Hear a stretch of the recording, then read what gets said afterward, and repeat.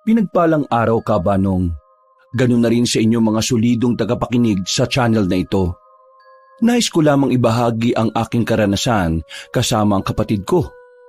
Ang karanasan na nangyari noong nagpunta kami ng Siquijor para sa isang mahalagang misyon. Kilalanin niyo na lamang akong Haraya. Sa katunayan, ang ibabahagi ko sa inyo ay ilan lamang sa mga naging kaganapan sa buhay ko. Pero ito ang pinakatumatak sa puso ko dahil mas marami akong natutunan dito. Capiz, 1995. Nakatira kami sa isang lugar na pagmamay-ari din ng mga angkan namin. Hindi naman sa pagmamalaki, pero noong araw, mayaman talaga ang pamilya namin. Bukod sa pagiging negosyante ng mga lolo at lola namin, kilala rin ang pamilya namin bilang tagapuksa ng mga aswang. Oo, Kabanong, tama ang nabasa nyo. Minsan sa probinsya ng Capiz, may pamilyang literal na pumapatay ng mga aswang. Ang pagiging manunugis at birador ay minana na namin. Noong panahon na yon, 2 na lang kami ng kapatid ko ang pinakabata sa angkan. Kaya naman, isinabak na rin kami ng aming lolo para sa isang mahalagang misyon. Yun ay ang hanapin ng pinuno ng mga aswang na naninirahan naman sa probinsya ng Siquijor. Walang pagdadalawang isip naming tinanggap ang misyon. At dito na nagsimula ang hindi ko malilimutang karanasan. Ang sakit ng puwet ko, ate. Sobrang tagal kasi nating nakaupo eh. Ngayon, paano naman ang sasakit sa'yo? Kailangan natin maglakad. Wala tayong masasakyan. Narinig ko dun sa manong na kapag ganitong paggabi na, ibang ruta na ang dinadaanan ng mga tricycle. Ate, may matutuluyan na ba talaga tayo sa pupuntahan natin? Mapagkakatiwalaan ba yung mga makakasama natin dun? Baka naman mamaya niyan, may makaalam ng katauhan natin dun eh. Bago pa lang tayo pumunta dito sa Siquijor, kinuhaan na agad tayo ni Lolo ng matutuluyan. Kumbaga, may sarili tayong bahay doon. Mabuti naman kung ganun, ate. Ayoko nang maulit yung nakaraang misyon natin na kung saan-saan lang sa gubat tayo natutulog eh. Ibang misyon ang gagawin natin. Mas malakas ang makakalaban natin dito. Mas malakas? Kakayanin ba natin yun, te? Hindi naman ibibigay ni Lolo sa atin ang misyon na ito kung hindi natin kakayanin eh. Basta, makinig ka lang sa mga sasabihin ko, magtatagumpay tayo. Kasabay namin ng ibang tao sa paglalakad ng oras na yon. Pero nang tumagal na, kami nilang 2 ng kapatid ko. Habang bitbit ang malaking bag, hawak ko naman sa kabila ang kapiraso ng papel. Nakasulat doon ng lugar at eksaktong address ng titirahan namin. Binilisan na lang namin ang aming paglalakad. Mabuti na lamang at merong napadaan na isang tricycle. Pinakiusapan ko ang matandang driver. Ayaw pa niyang pumayag nung una. Pero nang dagdagan ko ang ibabayad ko sa kanya, bigla-bigla na lang niya kaming pinasakay.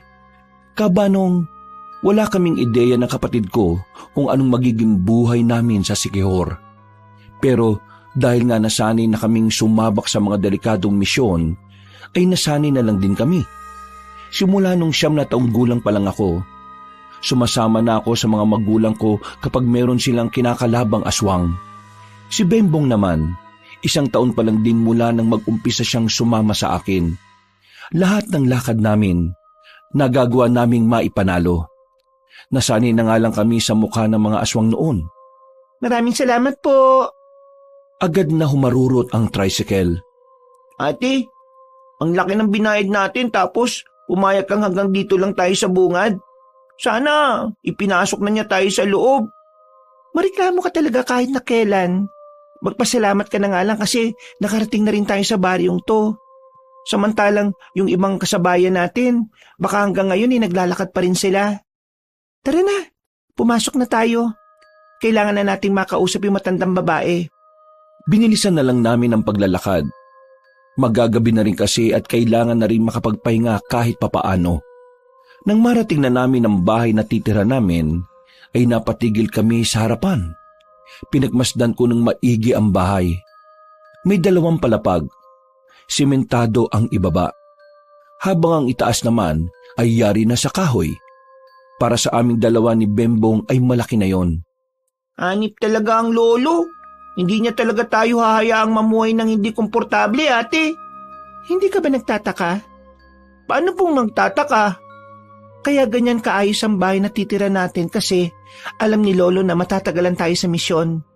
Ibig sabihin, mahirap tong misyon na pinasok natin. Kamot ulo na lang si Bembong. Papasok na sana kami sa bakuran nang biglang may dumating na matandang babae. Maputi na ang buhok niya pero malakas-lakas pa rin naman ang kilos. Nakangiti siya sa amin nang lapitan niya kami. Magandang hapon.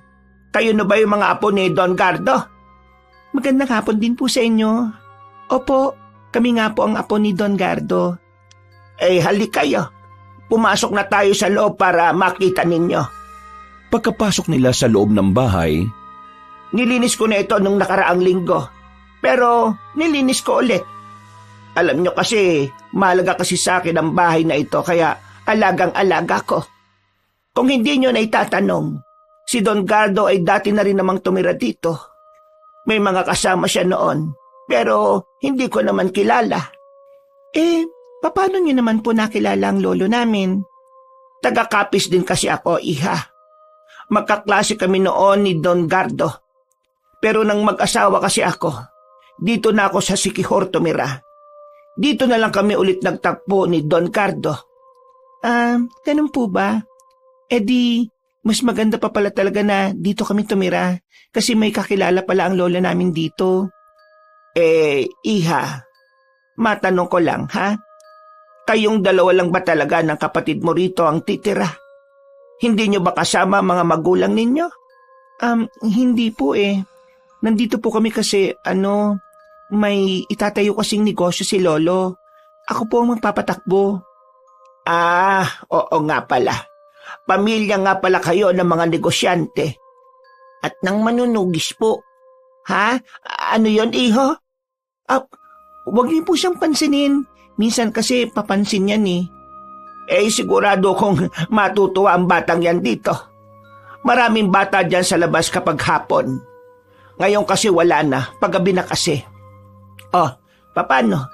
Maiwan ko na kayo. Bayad naman na lahat. Kaya wala na tayong problema. Ang gusto ko lang, mapanatiling malinis ang bahay na ito. Kasi mas masarap huminga kapag wala kang nalalanghap na alikabok. Opo, makakaasa po kayo. Sakaling may mga katanungan kayo o may mga kailangan kayo, nasa kabilang bahay lang ako. Lakad ka lang dito ng kaunti. Yung pangatlong bahay na isang palapag lang pero mahaba, doon ako nakatira. Kumaway pa sa amin na matanda. Inilapag na muna namin ang mga gamit sa gilid ng pinto. Sandali kong sinuyod ng tingin ng buong bahay. Kahit na may kalumaan na, nagmumukha itong bago dahil sa kalinisan nito. Ate, hindi natin natanong yung pangalan ng matanda. Si Aling Pina. Sinabi na sa akin ni Lolo yon. At siya nga pala, Bembong. Pigilan mo nga sarili mo na masabing manunugis tayo. Diyan tayo madadali sa ginagawa mo Pasensya na ate. Nadulas lang po talaga ang dila ko. Umayos ka ha. Seryosong misyon ito. Ito ang pinakamabigat nating misyon dahil pinuno ng mga aswang ang hahanapin natin dito. Kung nanggaling na pala si Lolo Gardo rito, bakit hindi pa nila tinalo yung mga aswang dito dati? Mapihira ka naman. Ang tagal na nung pumunta siya rito. Baka nga wala pa tayo sa mundo Sadyang magkakilala lang talaga sila nila Aling Pina. O sige na, yakit na natin itong mga gamit natin para mamaya magpapahinga na lang tayo. Noong mga sandaling yon, magaan naman ang pakiramdam ko sa bahay, Kabanong. Ramdam ko rin na mabuting tao naman si Aling Pina. Makalipas ang ilang minuto, naisalansan na namin ng maayos ang aming mga gamit. Bulagta kagad ang kapatid ko. Maaga siyang nakatulog dahil sa haba na rin ang biyahe namin. Habang ako, pinili kong magmuni-muni sa labas. Ugali ko na kasi talaga na kapag nasa ibang lugar ako, kailangan kong magmasid-masid sa paligid. Nang wala naman akong mapansing kakaiba, bumalik ako sa harapan ng pinto. Habang nakatambay doon, nakaramdam ako na parabang may nakamasid sa akin. Hinawakan ko ang suot-suot kong kwintas. Sa puntong ito, kumpirmado ko nang may nakatingin sa akin. Sino yan? Nararamdaman kita.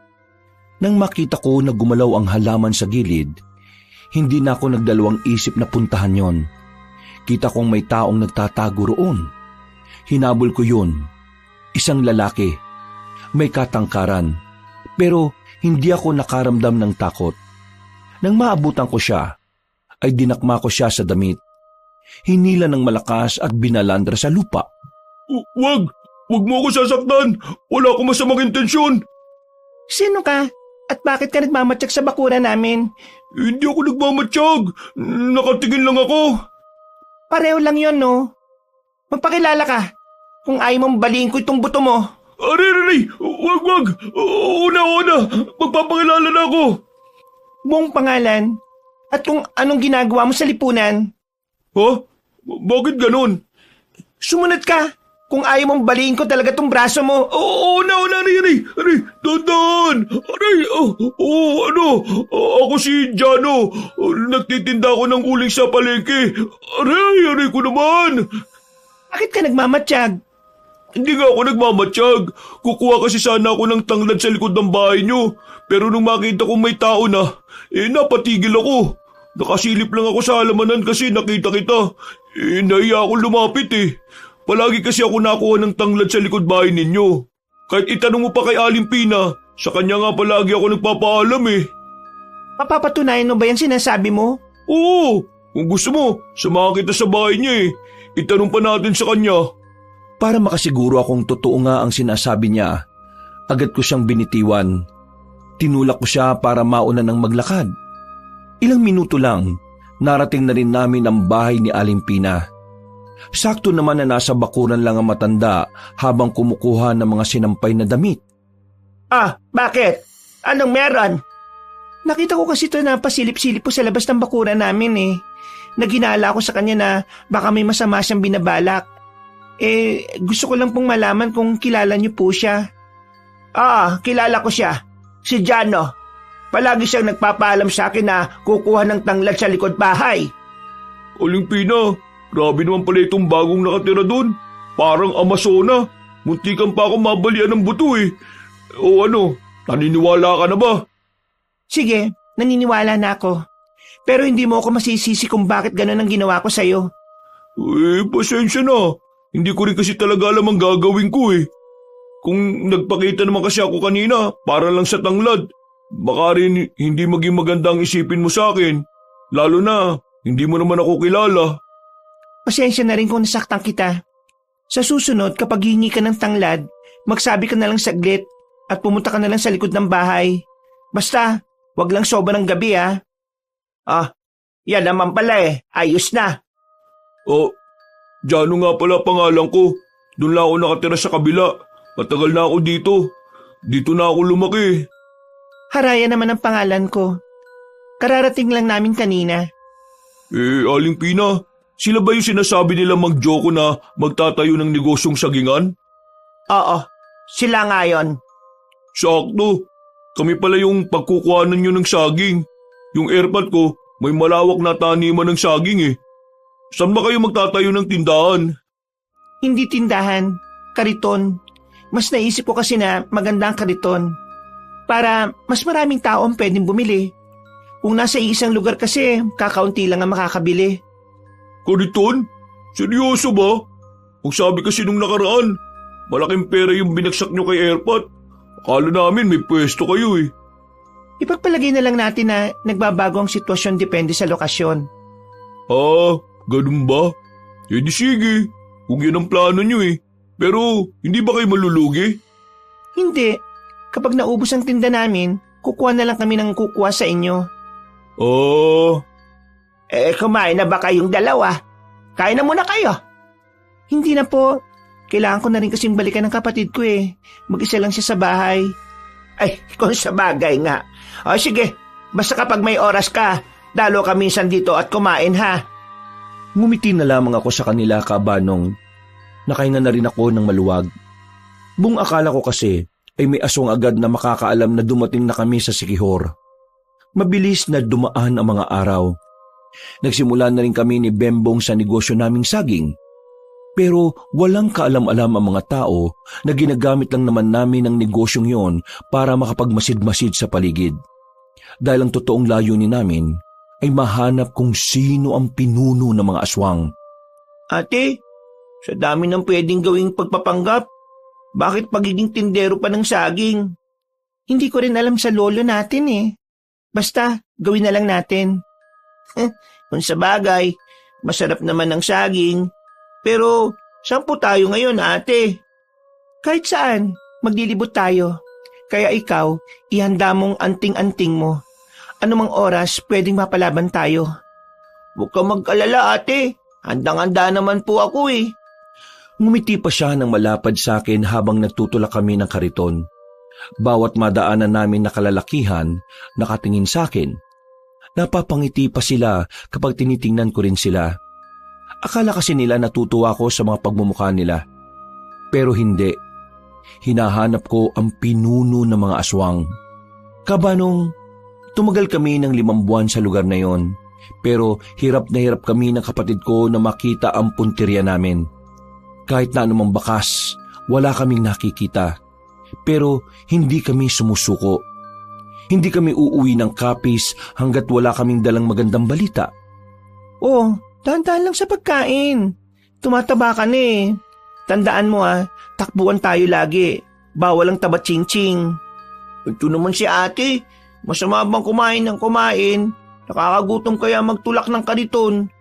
5 buwan na kaya tayo naglalako. Wala pa rin tayong napapala ate. Hindi tayo pwedeng sumuko, Bembong. Nararamdaman ko, malapit na rin nating matagpuan ang sinasabi ni Lolo. Nandito lang yun sa Sikihor. Maya-maya, biglang bumukas ang malakas ang pinto. Araya! Araya! Napalingon kami kay Jano na akala mo nakatira din sa bahay. Sa halos 5 buwan na kasi naming magkakilala, tila naging kampante na siya sa amin.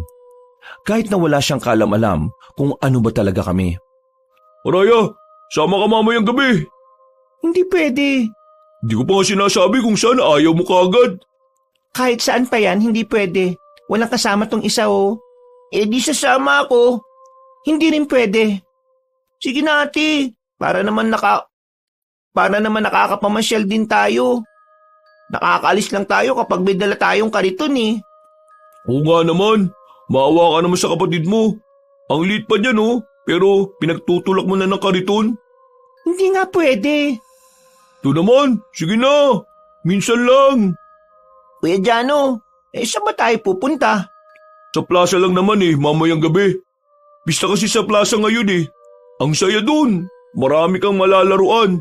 May perya, may mga kung ano-anong mabibili. May perya? Oo, meron. Kaya nga gusto ko, kasama ka para kahit papano mas masaya. Oh, ate, anong gagawin mo? Magpipihis na. Magpiperya, di ba? Tingnan mo to. Nakarinig lang ng perya, nagbihis ka agad. Mamayang gabi pa tayo aalis, no? 3:00 pa lang ng hapon Napailing na lamang ako, Kabanong. Pero wala na rin naman akong magagawa nun kundi ang maghintay. Para malibang, pag-alis ni Jano itinuon ko na lang ang atensyon ko sa sandata ko. Nilinis ko ang espadang ilang buwan nang nakabalot sa makapal na tela. Hinawakan ko ang kwintas ko, ang anting-anting na palagi kong kasama sa lahat ng aking laban. Dahil sa kwintas na yon, nagagawa kong matalo kahit pa ang malalakas na aswang. Napangiti na lang din ako pagsilip ko sa sala. Nakita ko si Bembong na abala sa nilalaro niya. Kahit na ganap na manunugis na ang kapatid ko, hindi ko pa rin ipagkakait sa kanya ang maging normal na bata. Mabilis na lumipas sa mga sandali at sumapit na nga ang kinagabihan. Mula nang dumating kami roon, yun ang unang beses na lalabas ako ng bahay nang walang kinalaman sa misyon namin. Naisip ko rin kasi na minsan, mas maganda nang nililibang namin ang sarili namin sa ibang bagay. O ano? May mga dala na ba kayong barya? Bakit kailangan ng barya? Kailangan ng barya, ng pera. Kasi di ba maglalaro kayo sa perya at marami tayong mabibili doon kasi mura ang mga paninda. Kaya dapat magdala kayo ng pera. Bembong, kunin mo nga ang pitaka. Pagkakuha ni Bembong ng pitaka ko, ay agad na rin kaming umalis. Hindi ko may kakaila ang saya ko habang naglalakad kami papuntang sasakyan. Hindi naman nagtagal ang binyahe namin dahil wala pang 5 minuto. Mas mabilis pa nga sana kung walang gaanong lubak. Pagdating namin sa plaza, bigla na lang akong nakaramdam ng hindi tama, Kabanong. Parang ang bigat ng aura ng paligid. May nararamdaman akong hindi ko may paliwanag.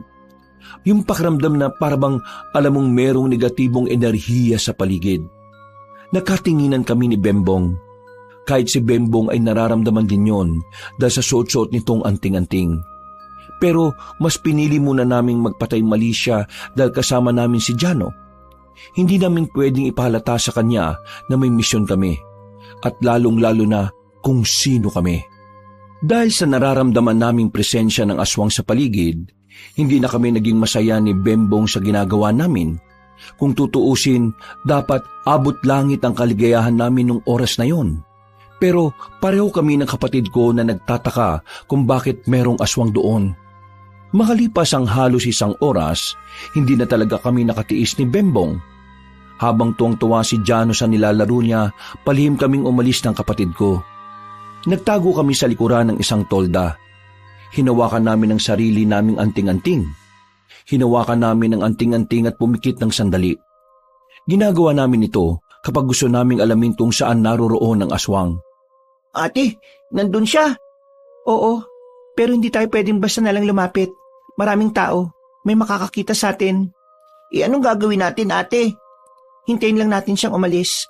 Susundan natin siya kung saan siya pupunta. At baka malaman pa natin kung nasaan ang iba pa niyang mga kasama. Naging kalmado na lang kami magkapatid. Pero pasimple na rin kaming lumapit sa kinaroroonan ng aswang na nararamdaman namin. Pagtingin namin sa di kalayuan, nakita namin ang isang lalaki. Kung kumilos ay parang normal lang. Pero dahil sa anting-anting na meron kami, hindi niya may tatago ang kanyang sarili. Mapayat na lalaki at matangkad ang naroon. Kaswal na kumakain sa tindahan. Paminsan-minsan, lumilingon-lingon siya sa paligid. Nang may mapadaan na buntis sa harapan ng lalaki, nakita namin siyang halos mabali na ang leeg sa kakalingon. Ate, mukhang puntirya niya yung buntis. Naalarma na kami nang umalis na sa kinauupuan ng lalaki. Kami namang magkapatid ay agad na kaming nagtakip ng tela sa mukha namin. Kabanong, nung mga sandaling yon, batid naming mapapalaban na kami. Kaya naman inihanda na namin ang aming sarili. Pero bigla kaming nagtaka nang mawala na sa paningin namin ang aswang. Sinuyod namin ang buong plaza. Pati na rin ang perya, pero wala na kaming makita roon. Ilang sandali lang, bigla na lamang may sumigaw na babae. Malapit lang yon sa kinalalagyan namin. Mabilis kaming tumakbo para puntahan yon. Pagdating namin, inabutan na namin ang babaeng buntis na wala ng buhay. Nakabulagta na siya sa damuhan. Nang itihaya namin, walang butas at wala ng laman ang tiyan niya. Bembong, mapapalaban tayo. Handa mong sarili mo. Gamit ang anting-anting, sinundan namin ang mga bakas ng dugo sa lapag. Nakarating na kami sa kagubatan. At habang hinahanap namin ang mga aswang, bigla na lamang may umatake sa amin. Hinihintay lang din pala kami. Muntikan na niyang tamaan si Bembong. Pero ang hindi alam ng aswang, si Bembong ang mas magaling sa aming dalawa pagdating sa pag-ilag. Makulit kang aswang ka! Tumalon si Bembong palapit sa aswang. At dahil sa taglay niyang bilis, agad niyang sinuntok ang aswang sa panga. Hindi naman ako nagpahuli. Lumapit ako at sinipa ko yun sa pagitan ng hita. Nang mapalood na siya, sabay naming binugbog ang aswang. Pinagsasasapak at pinagsususuntok namin siya. Kung dala nga lang namin ang sandata namin, ay baka maaga na siyang kinuha ng impyerno. Hindi na siya makapalag. Nakaupo na lang siya at kahit tangkain niyang tumakas, hindi na rin naman niya kaya pang tumakbo o gumapang na mabilis. Sabihin mo sa amin kung nasaan ang pinuno ninyo. Pagsalita ka na kasi, ang kulit mo naman kasi. Magsasalita ka o? Tumingin ng seryoso sa amin ang aswang at tumawa ng malakas.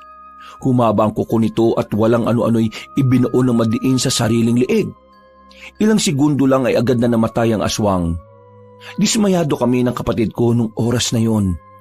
Hindi rin namin kasi inakala na gagawin yun ng lalaki. Kinitil niya ang sarili niyang buhay para wala kaming makuhang impormasyon mula sa kanya. Medyo nawindang kami sa nangyari.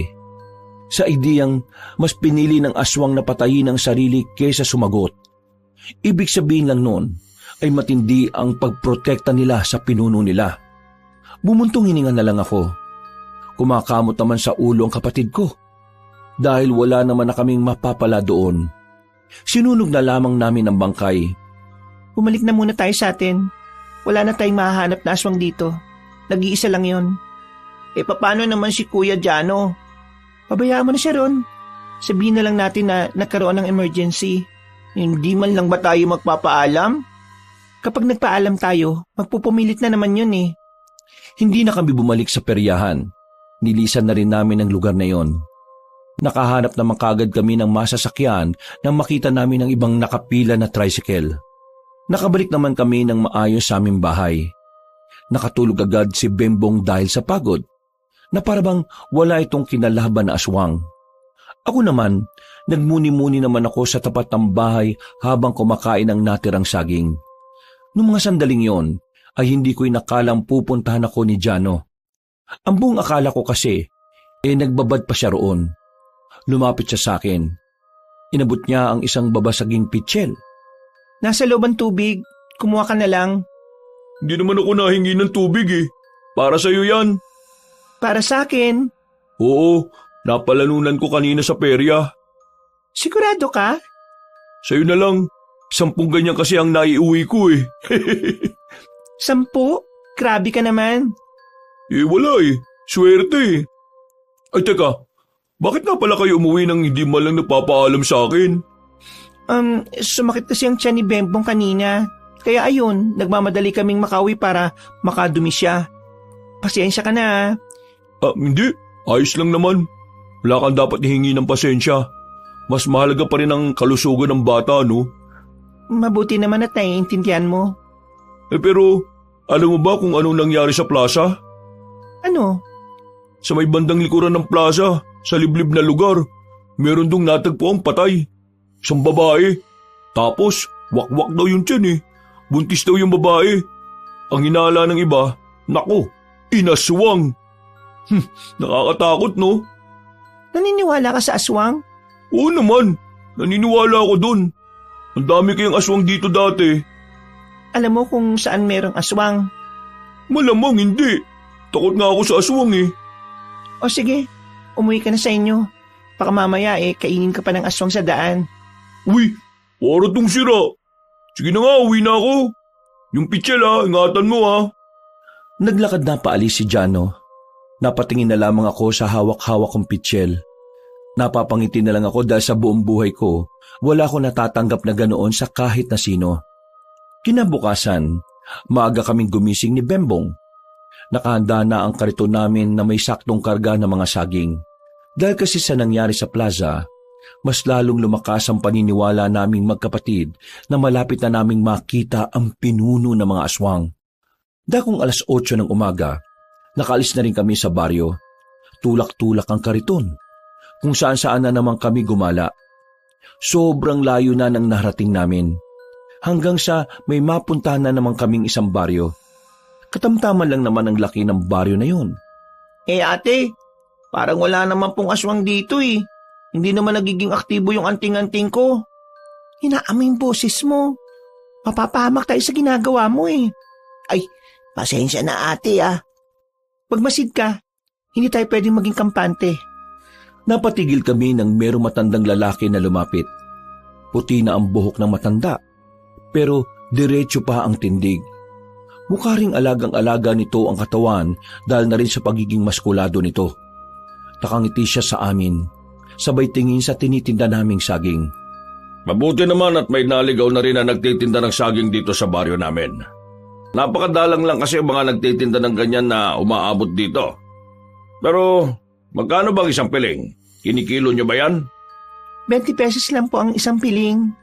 20 pesos? Kahit ba ilan ang nasa piling at kahit anong laki? Opo. Haba, Siguradong marami kayong naibebenta, no? Hindi naman po, tama lang. Sa katunayan, kanina pa kami tulak ng tulak sa kariton namin pero hindi pa rin nauubos eh. Huwag kayo mag-alala. Marami naman akong bibilhin. 5 piling nga. Mahilig kasi ako sa saging eh. Ganun po ba? Di tamang-tama po. Agad kong inilagay sa plastic ang binili ng matanda. Hindi pa rin nawawala ang ngiti niya sa akin. Noong mga oras na yon, kahit ako'y hindi ko rin maintindihan kung bakit parang ang gaan ng kalooban ko sa kanya. Maging si Bembong din na hindi naman masyadong nakikipag-usap sa matatanda, parang komportable rin siya roon. Alam niyong dalawa, ang mga kagaya niyo ang may pag-asang umunlad. Kasi ang mga kagaya niyong masisipag, kayo mga dapat tularan eh. Maraming salamat po. Pero masaya na po kami na meron na kaming nakakain sa pang-araw-araw. Napangiti na lang ako sa sinabi ni Bembong. Hindi dahil natutuwa ako. Sadyang masaya na rin ako na nagagawa na rin niyang magpanggap sa ibang tao para lang hindi malaman ang katauhan namin. Dapat ang isang tao hindi nakukontento kung ano lang ang meron siya ngayon. Dapat mas nagsisikap tayo para umunlad. Hindi po kayo maintindihan ng batang yan. Puro kalokohan lang pong nasa isip niyan eh.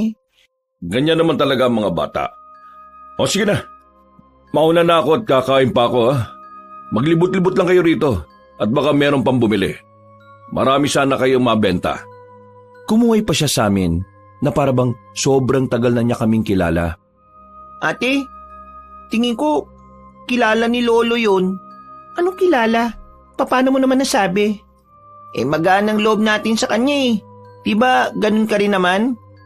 Oo, magaan nga. Hindi ko nga rin alam kung bakit eh. Baka siguro mabait talaga siya sa tao. Ganun naman kasi yon. Kapag mabuti kang tao, sa kahit sino makakausap mo matutuwa sa'yo. Bakit ako? Mabuti naman po akong tao pero lagi mo akong pinapagalitan. Ay naku, ewan ko sa'yo. Tara na nga, magtulak na tayo. Pinagpatuloy namin ang pagtutulak ng kariton. Nang madaanan namin ang ibang bahay, nagsilapitan ang iba. May mga nag-aagawan pa. Meron pang nagkagalit para lang makipag-unahan. Noong mga sandaling yon, hindi ko maintindihan kung bakit parang sobrang mahalaga sa kanila ang saging. Pero kahit na ganon, pinagbentahan na lang namin. Naisip ko na lang na baka totoo nga ang sinasabi ng matandang lalaki na madalang lang talagang may nagpupunta roon para magbenta ng saging. Ate, mga unggoy ba sila? Tingnan mo 5 piling na lang natira. Nag-aaway pa yung 3 bumili. Shh! Huy! Bibig mo! Ikaw talaga bata ka. Ay, pasensya na po. Bumuntong hininga na lang ako. Paubos na kasi ang tinda namin at kapag naubos yon, wala na kaming maaaring gawing pamorma para itago ang tunay naming pakay. Kaya naman naisipan ko ng dagdagan ng tinda namin sa mga sumunod na araw. Bagsak lang din naman ng bagsak si Jano ng saging sa amin kaya tuloy-tuloy ang benta. Sa mga nakalipas na araw ay mas napadalas ang pagdaan namin sa baryo na Makopa. Ang baryong yun ang unang baryo na kinatuwaan namin ni Bembong. Yun yung baryo na palaging tuwang-tuwa kapag dumadaan kami. Doon din ang baryo na tinitirhan na matandang si Aduhay, ang matandang lalaki na unang nakausap namin doon. Hindi ko alam kung ano ang meron sa baryong yon, pero paulit-ulit kaming nagpupunta ng kapatid ko doon para lang masuplayan sila ng saging. Habang ginagawa namin kasi yon, pakiramdam ko ay nagkakaroon din ng saysayang misyon namin. Ate, ubos na naman tong nasa karito natin. Ang dami na naman natin pera. Hindi naman natin kailangan yan eh. Ang kailangan natin, mahanap yung pinuno ng mga aswang. Akala mo ba hindi ko iniisip yan? Bakit ba kasi natin sila laging binibentahan? Kahit ako, nagtataka na rin eh. Kasi parang di kompletong araw natin pag di tayo dumadaan sa kanila. Bembong, wala ka bang nararamdaman na kakaiba sa baryo na Makopa? Paano kakaiba ate? Kakaiba? Basta, kakaibang pakiramdam. Wala naman ate. Magiging aktibo naman itong anting-anting kung may panganib sa paligid eh. Ikaw, may nararamdaman ka rin ba? Wala. Magaan din ang pakiramdam ko. Wala rin naman sinasabi ang anting-anting ko kung may dapat tayong ikabahala. Ibig sabihin lang nito ate, Hindi ang baryo ng Makopa ang dapat natin pinag-aaksayan ng oras. Napaisip din ako sa sinabi ng kapatid ko. May punto siya. Tama siya sa sinasabi niya. Pero kahit na ako man din, nahihiwagaan na sa nararamdaman ko. Para kasing unti-unti na rin akong nagkakaroon ng pakialam sa mga taong naroon. Nang makauwi kami sa baryo namin, isang lalaki ang aksidenteng nasagi namin ng kariton. Dumaan kasi yung gulong sa lubak. Sumakto naman na may napadaan kaya hindi na namin napigilan. Hindi naman kalakasan ng pagtama, pero munti ka nang matumba ang lalaki nang mawalan nito ng balanse. Uy! Bulag ka ba? Pasensya, hindi ko sinasadya. Ngalay na kasi yung kaliwang braso ko kaya hindi ko makontrol ng maayos yung kariton eh. Alam niyong may dadaan eh. Sa puntong yun, ramdam ko nang mapapaaway talaga ako. Iba ang tabas ng dila ng lalaki. Ramdam ko ang kaangasan sa kanya. At dahil pinalaki kaming palaban ng mga magulang at angkan namin na lihitimong manunugis, hindi ako nagpatinag sa kanya. Kung nakita kitang biglang lumitaw, di sana mas nilakasan ko pa. Anong sinabi mo? Kuya, wag po muna kayong magalit. Mapag-uusapan naman po natin. Hindi ka ang kinakausap ko ha. Ayusin mo yung sinasabi mo sa bata ah. Nasa tamang edad ka na, pero para kang batang nagmamaktol. Humingi na nga ako ng paumanhin sa'yo eh. Ano bang gusto mong gawin ko? Huwag kang mag-angas. Kababae mong tao eh. Ikaw unang nag-angas eh. At para sabihin ko sa'yo, hindi lang lalaki ang pwede mag-angas. Kahit sino pwede. Aba, ikaw na itong nakasagi, ikaw pa itong mayabang. Sino ka ba? Taga-saan ka ba? Hindi mo ba ako kilala? Hindi kita kilala at hindi ako interesado. Matagal na ako dito. Kilala ako dito bilang tama na yan. Napalingon sila sa matandang lalaki na kararating lang din. Lumapit sila sa amin habang hawak-hawak ang isang tungkod na parang hindi naman niya talaga kailangan. Malakas pa rin naman kasi siya at hindi naman uugod-ugod. Miss, magpasensyahan mo na itong apo ko ha. Mainit lang ang ulo niya dahil hindi naging maganda ang kanyang araw eh. Seryoso ka ba, Lo? Sinagi niya ako ng kariton niya. Kasi, hindi ka rin naman nakatingin. Kung nakatingin ka, hindi nakaiwas ka. Pero siyang hindi nag-iingat eh. Hindi ka rin naman nag-iingat. Pareho kayo. Kaya dapat maayos ang maging usapan ninyo. Kalmado, payapa at formal. Hindi ganito. Babae ang kausap mo, may bata pa. Kaya umayos ka ha. Napabuntong hininga na lang ang lalaki. Humanga ako sa matanda. Kahit na alam kong may mali rin naman ako, hindi niya pinaramdam sa akin at tatanga-tanga ako. Pinagalitan niya pa ang apo niya na hindi rin naman nakapagsalita. Pasensya na kayo ha. O sige, aalis na kami. Maraming salamat po sa pangunawa. Tumango na lang yung matanda sa akin. Naglakad na rin sila palayo. Tiningnan pa ako ng lalaki ng masama bago sila lumiko sa isang kanto. Napakamot na lang din naman ako ng ulo. Nairita din ako sa lalaking yon. Noon lang ako nakakita ng lalaki na parang batang nagmamaktol. Ate? O bakit? Hindi mo ba nararamdaman? Ang alin? Yung anting-anting ko, naging aktibo habang kausap mo sila. Ha? Yung akin hindi naman. Hinawakan ko ang anting-anting niya, Kabanong. Naramdaman ko na katatapos lang noon maging aktibo. Ibig sabihin lang noon, may naramdaman ang anting-anting na negatibong enerhiya ilang minuto pa lang ang nakalipas. Napaisip ako. Nanlalaki ang mga mata namin pareho nang mapagtanto na aswang ang matandang lalaki at ang binata. Anong gagawin natin, ate? Susundan man natin sila? Hindi. Dito lang muna tayo. Taga rito rin sila eh. Magmatsyag na lang muna tayo sa kanila. At baka malaman natin kung nasaan yung tunay nilang kuta. Grabe ate, hindi ko inakala na kusang lalapit sa atin yung mga aswang. Kaya nga dapat maging alerto lang tayo. Pero kung aswang sila, alam din kaya nila kung ano tayo? Yun ang hindi natin sigurado. Kaya nga habang nandito tayo, hindi tayo dapat nagpapalata kung ano man ang tinatago natin. Kabanong, kahit nakatingkatin na akong paslangin ng dalawang aswang na yon, ikinalma ko na rin muna ang sarili ko. Nagdesisyon akong umuwi na lang muna. At dahil nga sa ideyang maaring mas dumami pa ang aswang na dumarating sa baryo, pasimple na rin akong naglagay ng mga pangontra sa mga bahay namin. Ang mga pangontrang yon ay natutunan ko pang gawin mula sa mga ninuno namin. Nung gabing yon, Araya! Oh, Aling Pina! Gabing-gabi na. Bakit hindi pa kayo natutulog? Nandito ako para sana kumustahin kayo. Ayos lang ba kayo rito? Ayos lang naman po. Bakit? May nangyari po ba? Ay, wala naman. Natanong ko lang naman. At ibibigay ko din pala itong ginawa kong suman. Kainin mo na yan ha, kasi baka masira na kinabukasan. Maraming salamat po, Aling Pina. naglakad na rin siya palabas ng bakuran namin. Tinikman ko kagad ang bigay niyang suman. Masarap, malagkit at matamis. Masasabi kong yun na ang isa sa pinakamasarap na suman na natikman ko. Kinabukasan, wala kaming lako ni Bembong. Ilalaan lang sana namin ang mga sandali para sa pagpapahinga. Maya-maya, Ate, ano bang meron sa labas? Bakit nang ingay? Tanghali na, Bembong. Bumangon ka na. Antok pa ako eh. Akala ko ba magpapahinga? Magpapahinga, pero hindi ko sinabi na higa ka buong araw. Kaya bumangon ka dyan. kumakamot siya sa ulo. Maya-maya pa ay hindi na kami magkarinigan nang tumapat na sa bahay namin ang parada. Sakto naman na dumating si Jano nung oras na yon. Ha? Anong sinasabi mo? Sabi ko, sama kayo sa akin. Sunod tayo sa parada. Ate, tara, sunod tayo. Hindi na nga sana ako papayag, pero naisip ko na pagbigyan na lang si Bembong. Tutal, nung araw naman na yon ay kailangan din naming malibang. Ilang buwan na rin kaming konsumido kung saan namin makikita ang pinuno ng mga aswang.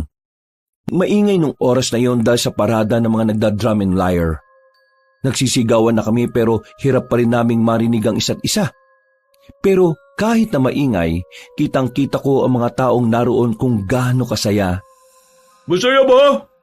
Ha? Ano yon? Masaya ka ba ngayon? Kabayo? Anong kabayo? Ha? Ay nako, mamaya mo na nga ako kausapin, ang ingay eh. Nang makalagpas ang parada, saka lang kami nagkaroon ng maayos na pag-uusap ni Jano. May dala-dala siyang pagkain nang lumapit siya sa amin. Hindi ko alam kung saan yun galing pero tinanggap ko pa rin. Kakagat na sana ako nang makita ko na naman ang lalaking nakasagutan ko. Kasama pa rin ito ang matandang lalaki na lolo rin naman niya. Nagkatinginan kami ni Bembong.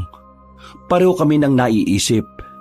Kung wala lang siguro si Jano at kung hindi lang tirik ang araw, baka hindi na kami nakapagpigil pa ng kapatid ko. Sumenyas ako sa kanya. Nakuha naman niya ang nais kong sabihin. Iniwan ko siya sandali at pasimple akong lumapit sa hinihinala kong aswang. Sa hindi inaasahang pagkakataon, napatingin din siya sa akin. Nakasimangot pa rin. Ako naman, pinakiramdaman ko lang ang suot-suot kong anting-anting. Nagtataka ako kung bakit parang hindi naman nagiging aktibong anting-anting ko.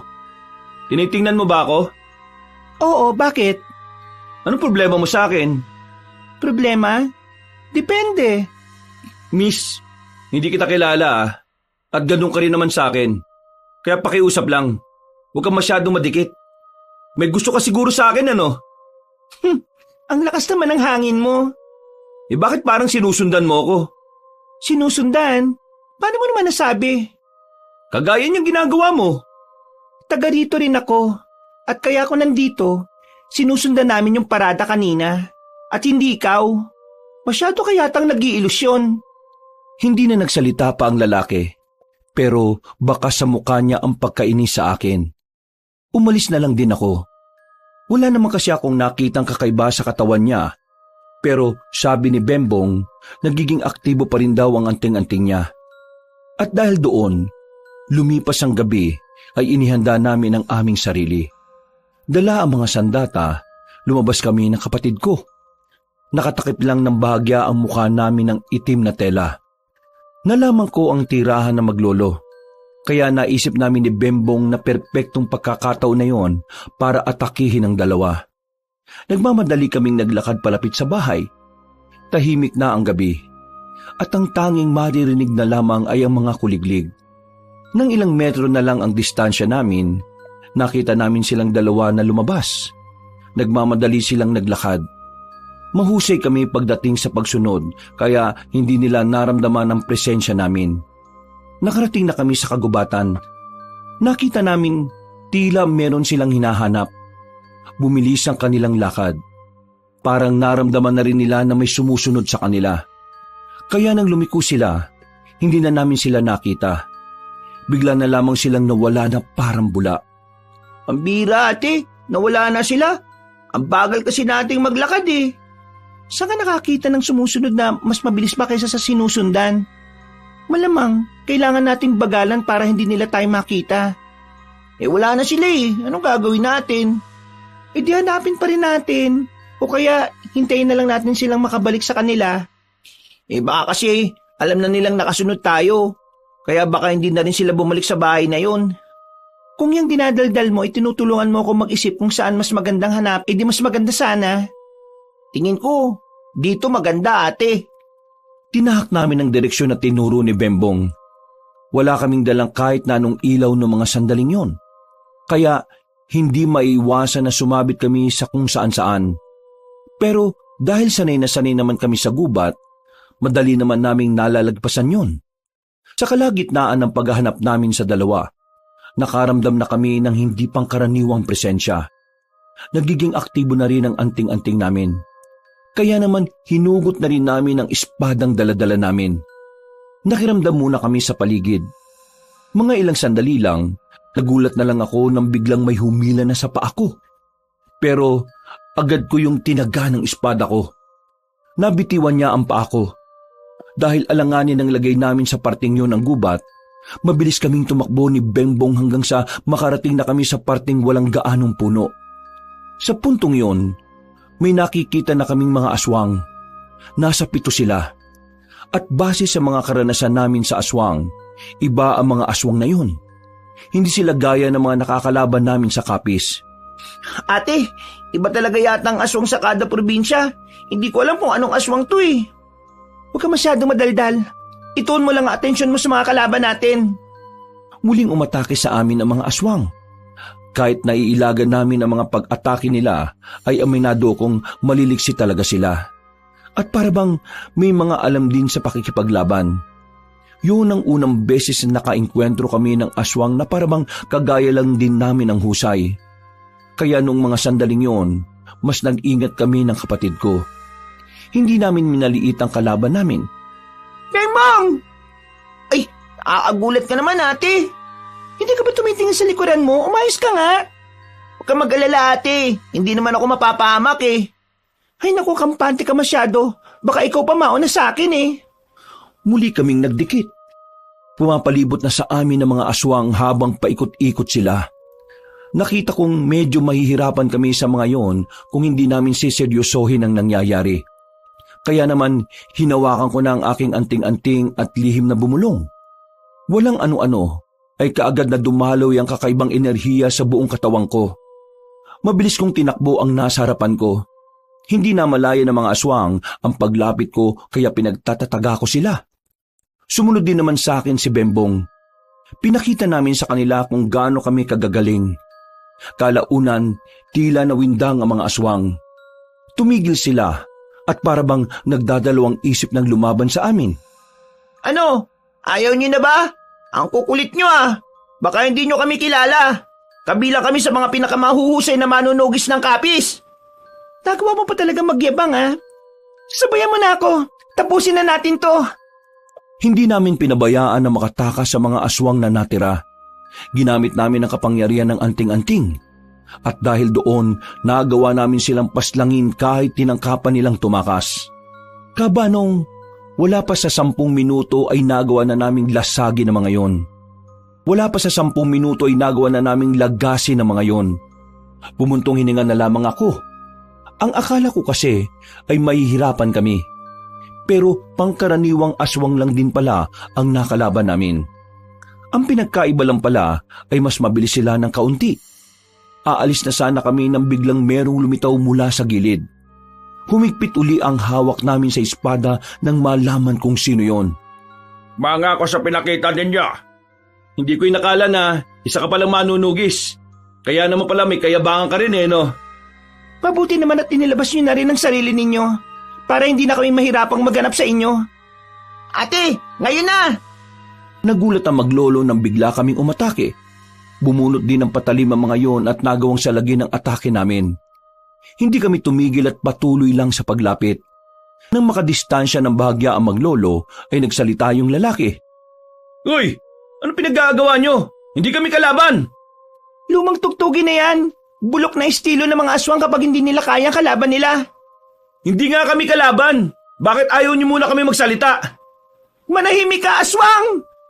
Muli kaming lumapit ng mabilis gamit ang kapangyarihan ng anting-anting. Sa mga sandaling ito, nagtataka na rin ako kung papaano nila nagagawa akong salagin. Sa isip-isip ko, wala pa akong aswang na nakalaban na parang kalkulado ang galaw ko. At para bang kabisado rin nila ang bilis namin. Dumistansya kami ng kapatid ko nang maramdaman kong walang mangyayari sa ganoong taktika. Hindi kami mga aswang, iha! Naging aktibo ang daladala naming anting-anting na kapatid ko. Kaya paano mo sasabing hindi kayo aswang? Hindi nyo kami malilinlang. Ang dami na naming aswang na pinaslang sa kapis. Dito sa Siquijor, mga pangkaraniwang aswang lang din kayo sa paningin namin. Oo nga, kaya umanda kayong dalawa. Lalo ka na lalaki ka. Manahimik ka ng bata ka. Baka makutusan kita dyan eh. Mga manunugis din kami gaya ninyo. Bigla ko natigilan sa sinabi na matanda. Pinakita niya pa sa akin ang kwintas niya na may bilog na palawit. Sa puntong ito ay marahang kong naibaba ang armas ko. Kaya nagiging aktibong anting-anting ninyo kapag nasa paligid kami. Ay dahil meron kaming suot-suot na kung saan kapag nasa katawan mo yon, ang presensya na meron ka ay magiging presensya na ng aswang. Ginagawa namin ito para hindi malaman ng aswang na nasa paligid kami. Para isipin din nilang aswang kami. Sa ganitong paraan, mas madali namin silang malalapitan. Hindi kami aswang. Aswang din nga ang hinahanap namin eh. Tapos aswang kami? Buwang lang. Buwang ka ba? Akala ko ba magagaling na manunugis kayo ng kapis? Bakit hindi man lang kayo nagkaroon ng ideya na manunugis din kami? O baka naman mga bagito pa kayo sa larangan na ito? Huwag mo kaming malitin. Hindi mo alam ang mga pinanggalingan namin. Mga manunugis din kayo? Oo.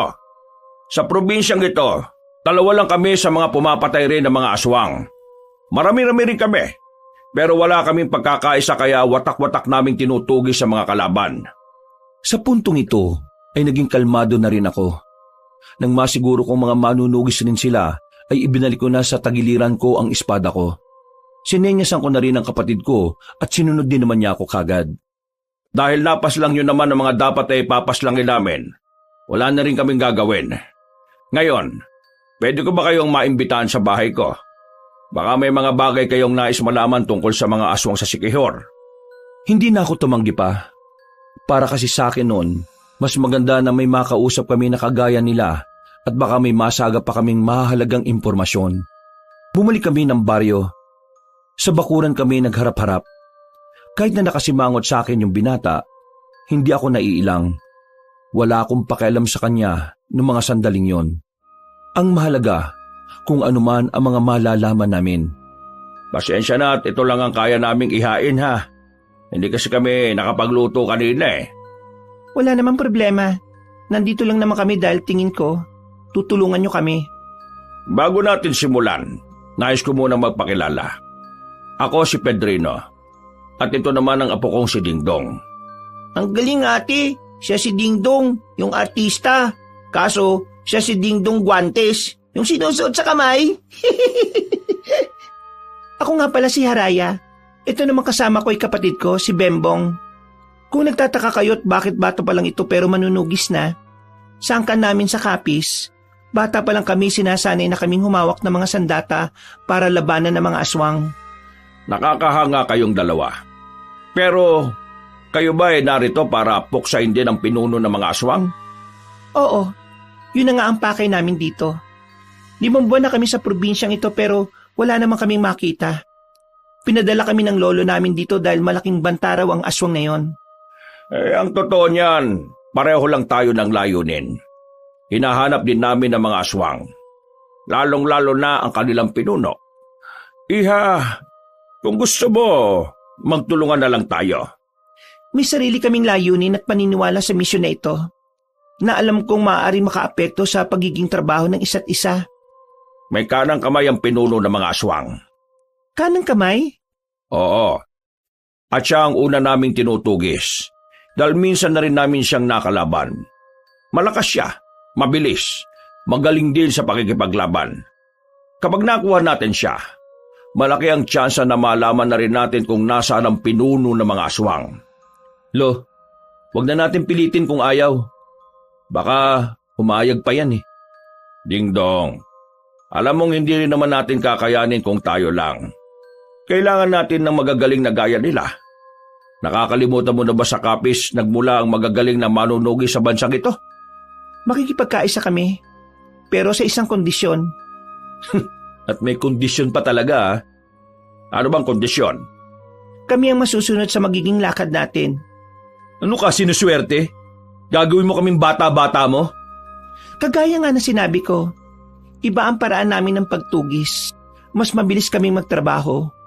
Wala ng tsetche-buretche. Sinasabi ko lang naman na gusto ko kami ang masunod para sa ilang sitwasyon na kailangan nating magdesisyon. Kung ayaw nyo, wala naman din problema sa akin kasi kahit kaming dalawa lang ng kapatid ko, kaya naman namin. Yabang talaga eh. Okay, sige. Papayag kami sa gusto mo. Lo, may lagnat ka ba? Bakit ka papayag? Kailangan natin ang makakatulong sa laban. Kung ano man ang inis na nararamdaman mo, pagpaliban mo na muna. Lalo na ngayon, hindi natin alam kung kailan sila nagiging onggoyo. Onggoyo? Anong onggoyo? Hindi ba to nabanggit ng sinasabi mong lolo? Wala siyang binanggit sa akin. Ang sabi niya lang ay may malakas na aswang dito sa Siquijor na kailangan mamatay. Ang onggoyo ay isang uri ng aswang na may kakayahang magpalit ng anyo bilang mabangis na unggoy. Aswang na may kakayahan na maging mabangis na unggoy? May ganon? Manunugis kayo pero hindi nyo alam ang lahat ng uri ng aswang? Dapat, kada probinsya, inaaral nyo kung ano yung mga aswang na maaari nyong makalaban. Ang unggoyo ay dito lang sa Siquijor makikita, iha. Dito sila nananatili. Dito nabuo ang kanilang angkan. Wala akong ideya sa kanila. Ngayon ko lang din niya narinig. At dahil ngayon mo lang ito nalaman, isa lang ang ibig sabihin nito. Kailangan mo talaga kami sa laban na ito. Ate, baka naman gawa-gawa lang nila yan. Hoy bata, anong sinasabi mong gawa-gawa? Mas matagal na kami sa mundo kaysa sayo, no? Kaya alam namin ang bagay na to. Mas matanda ka pa po pala sa akin. Pero para ka pong bata eh. Ang ingay mo. Bembong, manahimik ka na nga dyan. Opo ate. Sige po, mananahimik na po ako. Marami pa kaming napag-usapan ng mga sandaling yon. Marami din akong nalaman mula sa kanila. Mga impormasyon na higit na makakatulong sa misyon na ibinigay sa amin. Pagkatapos namin doon, nagpaalam na rin kami sa kanila. Habang naglalakad, ay naisip ko na mas magiging madali na para sa amin na tapusin ang misyon. Pero hindi pala yun ang mangyayari. Isang linggo lang ang nakalipas, marami na agad ang nangyari. May biglang lumitaw na biktima ng aswang. Ilan sa mga yon, patay na. Meron din namang mga nawawalang tao. Pero yung sinasabi nilang kanang kamay ng pinunong aswang, hindi naman namin mahuli-huli. Muntik-muntikan lang. Masyado kasi talagang mailap ang isang yon. Ate, isang linggo na natin kasama sila Mang Pedrino sa lakad natin pero wala pa rin nangyayari. Mas maganda siguro kung tayong dalawa lang eh. Nakita mo naman ang sitwasyon, di ba? 4 na tayong umahabol dun sa kanang kamay, hindi pa rin natin nahuli. Isa lang ang ibig sabihin nun. Hindi natin siya kaya kung tayong dalawa lang ang haharap sa kanya. Bakit kasi tayo pang pinaharap ni Lolo kung hindi rin pala natin kaya? May dahilan siya kung bakit. Pero sa ngayon, alam ko lang pinagkakatiwalaan niya tayo sa misyon na ito. Kaya ikaw, huwag ka na magreklamo. Ayusin mo na lang ang suot mo at nang makapaglako na tayo. Maglalako? Hapon na ate. Magmula ngayon, hapon ang simula ng paglalako natin. Nagmamadaling nagbihis ang kapatid ko. Maya-maya lang din naman ay nakaalis na rin kami. Tulak-tulak na namin ang kariton. At habang tulak namin yon, ay parabang hinahatak na naman kami papunta sa baryo na Macopa. Ang mga saging na dala namin ay parabang sa baryo yun lang talaga nakalaan. Hanggang sa hindi na nga namin namamalayan, nakarating na nga kami doon. Sa labas pa lang, sinalubong na kagad kami ng residente. Kanya-kanya silang abot ng pera. Hindi na nila kinukuha ang sukli. Basta, diretso na lang sila kuha ng saging. Tumigil lang ang mga nagkakagulo nang dumating na si Mang Aduhay, ang pinakasuki namin. Nako, ilang araw yata kayong hindi napadaan Buti naman at napasyal na rin kayo. May mga bagay lang po kaming inasikaso. Kaya eto, ngayon lang ulit nakabili ng ipanglalako. At dahil ilang araw ko kayong hindi nakita, 10 piling na ang bibiling ko. Grabe naman po pala kayo, Mang Aduhay. Ang dami niyong binili. Halatang gustong-gusto niyo ang saging Masustansya naman kasi ang saging Napangiti na lamang sa amin na matandang lalaki. Muling naglapitan ng mga tao. Dinumog na naman kami para bilhin ng mga natitirang saging. Noong mga oras na yon, wala pang kalahating oras ay naubos na ang mga tinda namin. Palis na sana kami, pero may napansin kaming kakaiba sa babaeng nakasalubong namin. Napansin ko na parang hindi siya mapakali. Kamot siya ng kamot. Nang silipin ko ang muka, nakita kong parang namumula mga mata niya. Nang mapansin niya na nakatingin ako sa kanya, agad-agad siyang umalis. Napansin ko na lang na may hawak din pala siyang saging. Tinulak ko ng mabilis ang kariton para makalabas na kami kaagad ng Baryo Macopa. O ate, bakit ka nagmamadali? May naalala lang ako. Ano pong naalala niyo? Yung mga aswang na unggoyo. Yung mga aswang na nagaan yung unggoy? Oo, yun nga. Ano naman? Yung mga unggoy, mahihilig sa saging.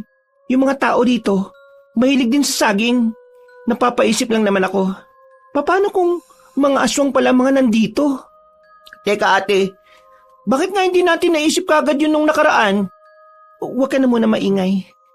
Para makasiguro tayo, kailangan natin bumalik ng bumalik para makapag-imbestiga. Sasabihin ba natin to kina Mang Pedrino at Kuya Dingdong? Oo, kailangan nila itong malaman. Bago pa may makaalam na naghihinala na kami, ay agad na rin kaming umalis. Inabot na kami ng gabi sa daan dahil anong oras na rin kaming natapos sa Baryo Macopa. Habang naglalakad kami, bigla na lang naging aktibo ang mga dala naming anting-anting. Nagkatinginan kaming dalawa ni Bembong. Huminto kami sa pagtutulak. Mga ilang sandali lang, isang boses ang narinig namin mula sa gilid. Araya!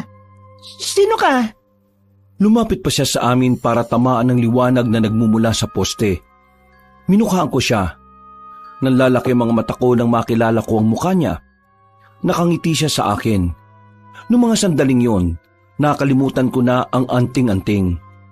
Dagul? Ako nga, Araya.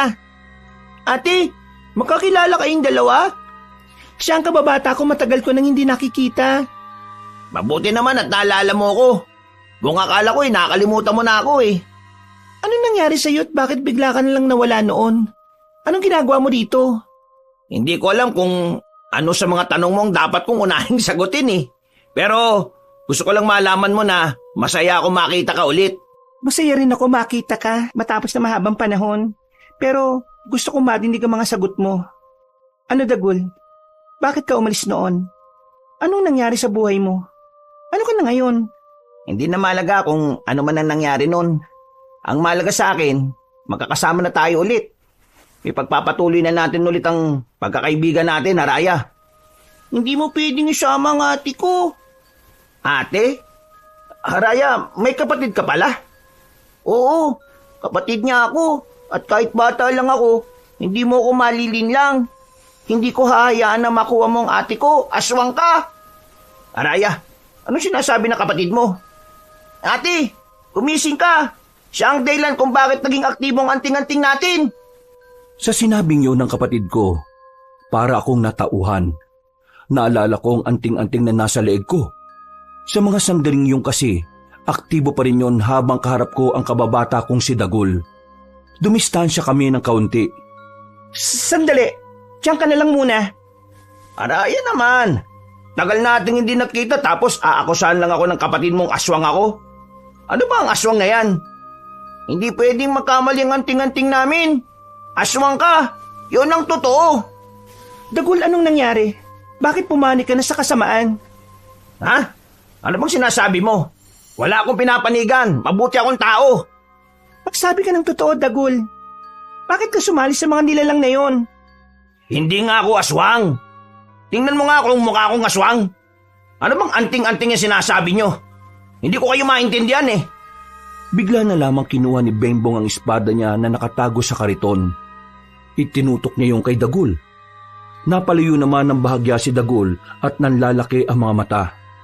Pasensya ka na. Oo, matagal na kitang gusto makita. Pero mukhang magkaiba na ang landas na tinatahak nating dalawa. Anong ibig mo sabihin? Ibig sabihin lang, lagot ka na sa amin. Maniwala kayo sa akin, hindi ako aswang. Kinuha ko na rin ang espada ko. Sa pagkakataong ito, nakita ko na ang pangamba sa mukha ni Dagul. Wala siyang ginawang kahit na ano. Pero nagulat kami nang bigla siyang tumakbo. Takot na takot. Sinundan namin siya. Sumabit siya sa truck na napadaan. Nung oras na yon, Kabanong, litong-lito ko kung siya ba talaga ang kababata ko. Sobrang layo na kasi niya sa dati. At isa pa sa nakakapanggulo ng isipan ko, ay kung totoo nga bang naging aswang siya. Ate naman, bakit hinayaan natin makatakas? Hindi na lamang ako nakapagsalita nung oras na yon. Aminado akong kasalanan ko kung bakit kami natakasan ni Dagul. Nagulat din kasi ako sa mga pangyayari. Hindi ko akalain na ang kababata ko na minsan ang naging bahagi ng buhay ko ay siya palang makakalaban ko. Pero kahit na ganon, may parte pa rin ng utak ko na nagsasabing baka nagkakamali lang kami ng iniisip. Nakauwi naman kami ng ligtas nung oras na yon. Pero hindi ako pinapansin ng kapatid ko. Yun ang unang beses na nangyari na parabang hangin lang ako sa kanya. Hindi ko na lang siya kinontra dahil may katwiran din naman si Bembong. Kinaumagahan, ganun pa rin siya sa akin. Mabuti na nga lang ay nagpunta na si Jano kaya kahit papaano ay meron akong nakakausap. Raya, sino pala yung dalawang lalaki na palagi nyo kasama nung nakaraan? Yung matanda yung isa? Sino yun? Si Mang Pedrino at Dingdong. Mga tindero din sila. Nakausap lang namin at napalagayan ng loob. Mukha kasi silang mga hindi gagawa ng mabuti. Yun ang akala mo. Basta, mag-iingat ka sa dalawang yun ha. Baka mamaya may gawing masama sa inyo ng kapatid mo yun. Naalala mo yung ginawa ko sa'yo nung unang beses tayo nakita? Gagawin ko yun sa kanila kapag may ginawa silang hindi maganda sa akin. Lalong-lalo na sa kapatid ko. Kung sa bagay, ikaw nga pala yung tipo ng babae na hindi basta-basta naaapi. Ano palang meron at biglang napasyal ka dito sa amin? Tatanong ko sana kung maglalako ba kayo ng saging bukas. Ang dami kasing dating ngayong araw eh. Hindi na siguro muna. Bakit naman? Basta, huwag ka na magtanong. Anong klaseng kausap to, labo? Napapailing na lamang si Jano sa akin. Ang bilis ko kasing tamarin sa pakikipag-usap sa iba. Dahil hindi nalabas ng kwarto si Bembong, inihabilin ko na muna siya kay Aling Pina. Kailangan kong puntahan ng maglolo para alamin kung may bagong impormasyon silang nakuha. Nang naglalakad na ako, bigla na lang lumabas sa gilid si Dagul. Hinila niya ako papunta sa gilid. Agad naman akong dumistansya sa kanya. Wala ang anting-anting ko kaya hindi ko malaman kung totoo ba talaga ang hinala namin na aswang siya o hindi. Ako to, yung kababata mo. Paano mo nalaman na dito ako nakatira? At saka, lumayo ka nga sa akin, aswang ka. Araya naman eh.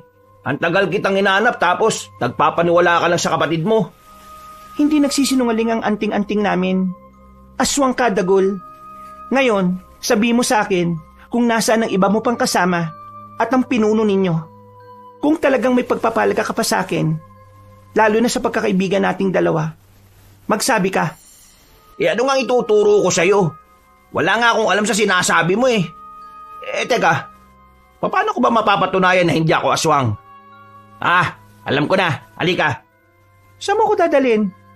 Di ba may palengke dyan? Kukuha ako ng bawang at kakainin ko pa mismo sa harapan mo. Huwag mo nga akong hawakan. Di sige. Mauna na ako maglakad. Kahit na meron akong pagdududa sa kanya, pinagbigyan ko pa rin siya ng pagkakataon na mapatunayan kung ano man ang sinasabi niya. Nagpunta kami sa palengke. Bumili kami ng bawang. Pinakita niya mismo na nasa bibig niya ang bawang. Minuya niya pa at nilunok. Ano? Di ba ang aswang takot sa bawang? Kasi mapti sa balat at saka lalo na sa lalamunan. Oh, tingnan mo naman ang ginawa ko. Kinain ko pa. Kaya paano magiging aswang ako? Ang bira naman talagang buhay to, oh. Hindi ka ba talaga aswang? Ay sus! Ang kulit mo naman. Hindi nga. Baka naman kasi nung sinabi niyong naging aktibo yung anting-anting nyo, may aswang talaga sa paligid. Pero hindi ako yun. Araya, makinig ka naman sa akin. Marami akong gustong ikwento sa'yo eh. Pero makukwento ko lang yun sa'yo kung aalisin mo yung pagdududa mo sa akin. Huminga ako ng malalim, Kabanong. Hindi ko rin alam kung bakit sobrang bilis ko siyang pinagkatiwalaan noon. Nangyayain niya kasi akong pumunta sa ilog para magmuni-muni. Sumama naman ako sa kanya kaagad. Ang dami naming napag-usapan. Karamihan, binalik lang namin yung mga ginagawa namin nung bata pa kami. Masaya ang usapan namin. Parang naging bata uli kami. Lalo na nang magbasaan kami ng tubig. Ang bilis ng panahon, ano? Parang dati, naalala ko pa. Ang babata pa natin. Wala tayong ibang iniisip na pinoproblema, kundi yung paglalaro lang natin. Pero ngayon, kakaibang laro na yung hinaharap natin eh. Yun ang hamon natin sa buhay. Kaya ikaw Araya, palagi kang mag-iingat kung ano man ang mga lakad mo. Kung may ginagawa ka man na alam mong delikado, ay nako, itigil mo na. Kasi maikli lang ang buhay natin eh. Sa halip na mangamba, mas piliin na lang natin maging masaya. Hindi ako nagsalita. Pakiramdam ko kasi pinapatigil niya ako kung ano man ang ginagawa ko. Na parabang may alam talaga siya kung anong mga ganap ko sa buhay. Kaya kahit nagtitiwala na ako sa kanya noon, hindi pa rin mawala-wala sa isipan ko na parang meron siyang itinatago. Dagul, totoo ka ba sa akin? Ha? Oo naman. Ano bang klaseng tanong yan, Araya? Kung sakali man na totoo ka sa akin, gusto ko na tahakin mo ang payapa at maayos na buhay. Matagal tayong hindi nagkita. Halos 2 dekada rin. Kaya yung mga taon na wala tayong koneksyon sa isa't isa, gusto ko sanang ituloy bilang magkaibigan tayo. Pero mangyayari lang yon kapag alam kong nasa maayos ka na kalagayan at kabutihan lang ang ginagawa mo. Ito naman, kung makapagsalita, akala mo naman talaga, isa akong preso na nakatakas sa kulungan eh. Wala ka pa rin bang tiwala sa akin, ha, Raya? May tiwala ko sa'yo. At sana yung tiwala ko na yon, hindi masira, Dagul. Ang tagal nating hindi nakita eh.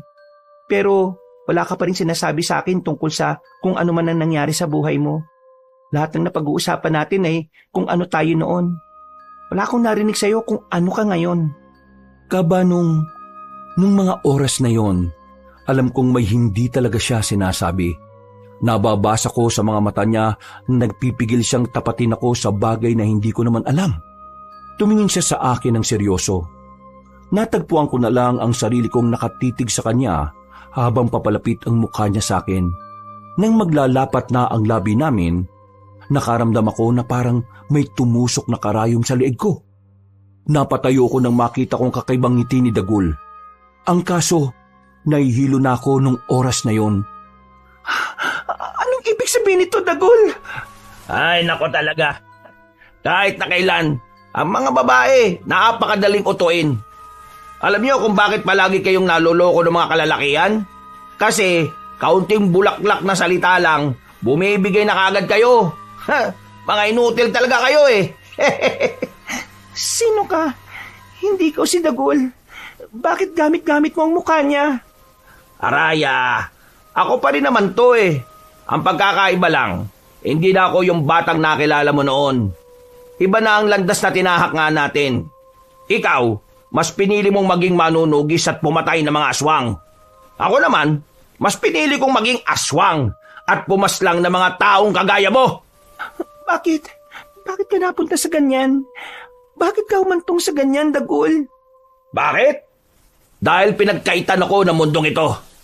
Mula nung tanggalin ng lolo mo sa trabaho ang tatay ko noon, nagkandal leche-leche na ang buhay namin. Namatay ang nanay ko sa sakit at wala kaming perang pampagamot. Pero kung hindi sana tinanggal ng lolo mo ang tatay ko, may sasalba pa sana namin ang nanay ko. Ang tatay ko naman, kinitil ang sarili niyang buhay dahil hindi niya matanggap na inalis siya sa trabaho. Dahil wala namang maayos na dahilan. Mula nang mawala mga magulang ko, para akong daga na pakalat-kalat. Tapos ngayon, tatanungin mo ko kung bakit ako napunta sa kadiliman? Tanungin mo ang lolo mo at baka alam niya ang sagot. Napahawak na ako sa ulo ko nung maramdaman kong medyo kumirot. Pagtingin ko kay Dagul, mas lalo na siyang umiikot sa paningin ko. Ngayon, iisa-isahin ko na ang angkan nyo. Isusunod ko na sa'yo yung kapatid mo na madaldal. Wag gawin. Hindi ko na naituloy ang sasabihin ko nang bumagsak ako sa lapag. Tuluyan na akong nawala ng malay. Nagising na lamang ako na nakahiga sa isang matigas na papag. Masakit ang ulo. Para akong nakainom ng maraming alak. Pagtingin ko sa paligid ko, nakita ko na lang si Dagul na nakaupo sa gilid. Kasama na niya ang isang matanda na sobrang pamilyar sa akin. Napamulagat ako ng mga mata ko dahil hindi ko alam kung bakit kasama niya ang kababata ko. Ngumiti pa siya sa akin, kagaya ng ngiti tuwing bumibili siya sa akin ng saging. Mabuti naman at gising ka na, iha. Akala ko wala ka ng pulso Anong ginagawa mo dito, Mang Aduhay? Ginagawa ko rito? Dagul, paliwanag mo nga sa kanya kung ano ang ginagawa ko rito. Si Mang Aduhay, siya lang naman ang pinuno ng mga aswang. Ha? Pinuno ng mga aswang? Anong ibig sabihin nito, Mang Aduhay? Nagulat ka ba, iha? Sumagot ka. Ikaw ba talaga ang totoong pinuno ng mga aswang? Oo, ako nga. Ako nga ang pinuno ng mga aswang. Ang pinuno na hinahanap ninyo. Pinagmukha mo lang pala kaming tanga ng kapatid ko. Hindi kasalanan ni pinuno kung masyado kayong madaling utuin Kaso kasi, kaunting pagpapakitang tao lang Nahuhulog na kayo kagad. Alam mo rin ang tungkol dito? Oo naman. Linano na talaga namin to. Nung malaman ko pa lang na nandito ka na sa Sigihor, nakagawa na kagad kami ng malupit na plano ni pinuno. Akala mo siguro madadala mo kami ng pagtitinda-tinda nyo ng saging Kilala ka namin. Pagpunta mo pa lang dito, alam na namin kung anong pakay ninyo. Mga duwag! Anong sinabi mo? Duwag! Takot! Kinailangan niyo pa akong igapo sa igana ito para lang siguraduhin hindi kayo mapapahamak? Tama naman ang sinabi mo. Alam ko naman na ikaw ang malaking banta sa mga gusto naming gawin. Wala akong pakialam sa dalawang lalaki na kasama mo. Kayang-kaya ko silang paslangin ng walang kahirap-hirap. Huwag ka masyadong makampante. Hindi niyo alam kung anong kayang gawin ng kapatid ko. Yung kapatid mong bobwet? Seryoso ka ba? Kulang pa sa karanasan ng batang yon. Baka tirisin ko lang yun Dagul, siguraduhin yung hindi ito makakatakas, ha? Ano bang gagawin niyo sa akin? Ikukulong ka lang naman namin dito hanggang sa matapos na namin ang lahat ng dapat gawin sa labas. At kapag ayos na ang mga bagay-bagay, magiging isa ka na sa amin. Kailangan namin ng isang manunugis na pwedeng gawing aswang bilang mandirigma. Hindi mangyayari yan. Kahit na mamuti pang mata mo. Ngumiti na lang sa akin si Mang Aduhay. Kung noon ay gumagaan ang pakiramdam ko kapag ngumingiti siya, ngayon ay galit na ang nararamdaman ko. Lumabas ng silid si Mang Aduhay. Ang naiwan na lamang ay ako at si Dagul. Tiningnan ko siya na masama. Huwag mo nang tangkain pang makatakas dito. Wala ka rin magagawa. Wala na sa'yo ang anting-anting mo. At hindi na yun may babalik pa sa'yo kahit na kailan. Saan yung dinala ang anting-anting ko? Hulaan mo! Walang iya ka. Kung alam ko lang na naging demonyo ka na ngayon, di sana matagal ko na kinalimutan ng pagkakaibigan natin. Di sana hindi na kita hinintay. Aba, kasalanan ko na naman ba? Pinili mo yan Sinubukan kong magpumiglas ng mga oras na yon, Kabanong. Pero masyadong maigpit ang pagkakagapos nila sa magkabilang kamay at pako. Habang si Dagul, patawa-tawa lang siya sa gilid. Kung makakalapit lang talaga ako sa kanya noon, mabubungi siya sa akin. Sabihin mo, unggoyo ba ang tawag sa inyo? Ha! Ang galing mo naman. Paano mo nalaman yan? Akala ko talaga wala kang ideya sa mga kagaya namin eh. Anong klaseng aswang kayo? Bakit hindi kayo tinatablan ng bawang? Bakit hindi nararamdaman ang anting-anting namin ng mga nasa baryo ng Makopa?